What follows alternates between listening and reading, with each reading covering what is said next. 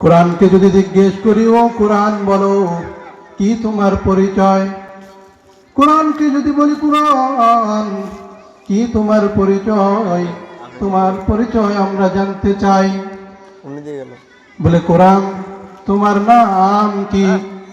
কোরআন উত্তর দেয়, বাল হুয়া কুরআনুম মাজিদ, আমি কোরআনে মাজিদ।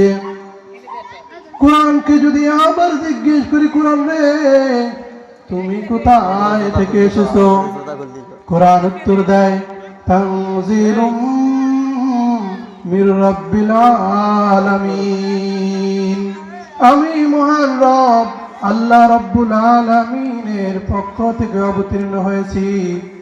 কোরআনকে যদি আবার জিজ্ঞেস করি, কোরআন তুমি আল্লাহর পক্ষ থেকে অবতীর্ণ হয়েছো, তো বুঝলাম অবতীর্ণ হওয়ার আগে তুমি কোথায় ছিলে? কোরআন বেসাক্তা জবাব দেয়, ফি লাউহিম মাহফুজ, ফি লাউহিম মাহফুজ। কোরআন বলে আমি লোহে মাহফুজে সংরক্ষিত ছিলাম। এবার কোরআনকে যদি আবার বলি, কোরআন ও কোরআন তুমি কখন এসেছো? কোরআন বলে মাসের কথা বলবো নাকি রাতের কথা বলবো? বলে মাস দিয়ে বলো। কোরআন উত্তর দেয়, শাহরু রমাদান আল্লাযী উনজিলা ফীহিল কুরআন। কোরআন বলে আমি রমজান মাসে অবতীর্ণ হয়েছি। কোরআনকে যদি আবার জিজ্ঞেস করি, কোরআন রে তুমি রমজান মাসে অবতীর্ণ হয়েছো, বুঝলাম তো কোন রজনীতে তুমি অবতীর্ণ হয়েছো? কোরআন বেসাক্তা জবাব দেয়, ইন্না আনজালনাহু ফী লাইলাতিল কদর।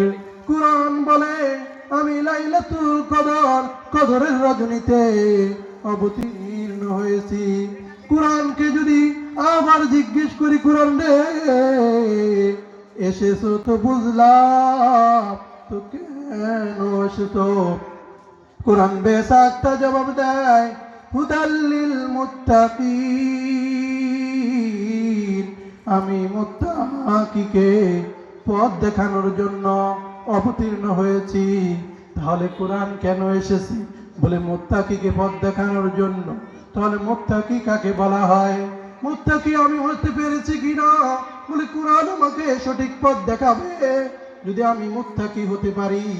আর যদি কোরআন আমি যদি হেদায়েতের পথে না থাকি, আমি যদি মুত্তাকি না হতে পারি, তাহলে কোরআন আমাকে পথ দেখাবে না।